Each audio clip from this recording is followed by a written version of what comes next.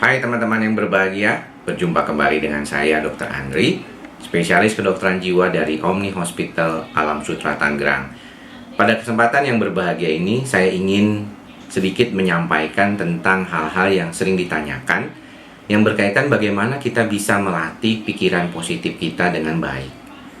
Masalah yang berkaitan dengan pikiran positif memang seringkali dipengaruhi katanya oleh lingkungan sekitar. Banyak di antara kita mengatakan mungkin agak sulit buat kita berpikir positif kalau kita di lingkungan negatif. Atau kalau kita banyak bertemu dengan orang-orang yang negatif, mungkin akan sulit buat kita juga mengatakan hal-hal yang positif dalam kehidupan ini.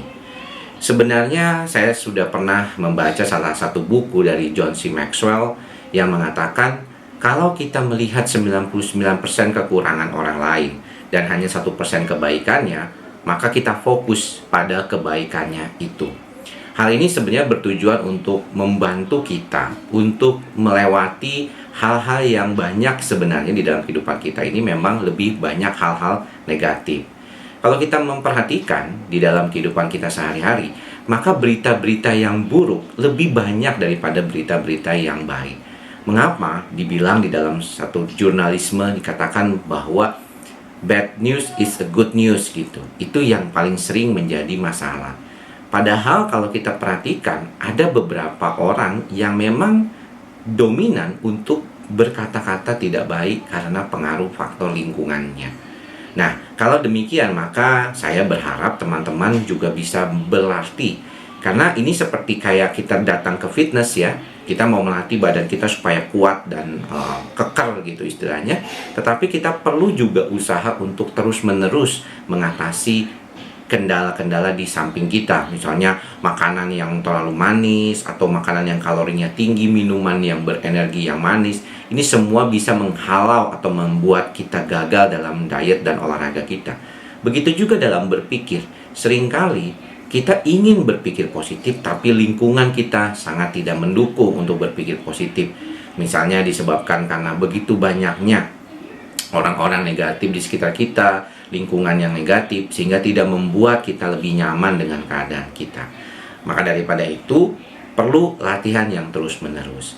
Jadi kalau kita ketemu dengan satu orang yang mungkin kalau kita perhatikan, nih orang kok nggak ada baik-baiknya banget ya, tetapi kita berupaya melihat dia dari sisi 1%-nya saja yang baik itu. 99%-nya buruk tidak apa-apa. Yang penting kita lihat 1%-nya saja. Ini juga untuk membangkitkan suatu perasaan empati kepada orang tersebut.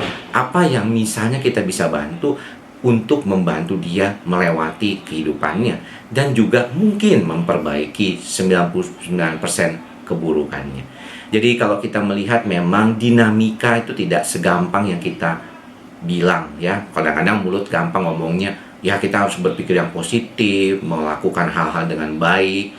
Tetapi kadang-kadang memang lingkungan kita dan sebenarnya otak kita sendiri, attract-nya itu atau tertariknya itu memang lebih banyak kepada hal-hal negatif. Ini mungkin karena disebabkan kita selalu berupaya berhati-hati di dalam menghadapi kehidupan ke depan kita. Jadi kalau misalnya pikiran kita dipenuhi oleh negatif, tidak apa ya. Jadi sadari saja dengan baik pikiran itu dan kita ubah, coba sedikit demi sedikit untuk memperbaiki diri. Ini juga berlaku buat teman-teman yang seringkali merasa rendah diri karena merasa tidak adanya satupun di dalam kehidupan dia yang berarti. Bagi teman-teman yang mengalami depresi, putus asa, ini juga sering terjadi. Maka daripada itu, upayakanlah kita bisa melihat 1% sedikit aja dari kebaikan kita itu untuk menjadi satu bahan buat kita bersyukur dan menjadi orang yang lebih baik lagi ke depannya.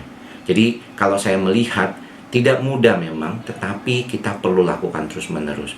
Bukan hanya bisa ngebantu orang lain dengan cara kita berpikir positif terhadap orang lain, tetapi yang utama, pertama kali kita harus berpikir positif terhadap diri kita sendiri. Mudah-mudahan apa yang saya sampaikan ini bisa membantu. Mari kita sama-sama semua berlatih, belajar untuk bisa berpikir yang lebih baik lagi. Berpikir positif dan menyadari kalau kita punya pikiran negatif, itu bisa kita ubah dan kita alihkan ke hal-hal yang positif. Baik untuk diri kita, juga untuk orang lain. Sampai bertemu di lain kesempatan, di video-video selanjutnya. di YouTube channel Andri Psikosomatik.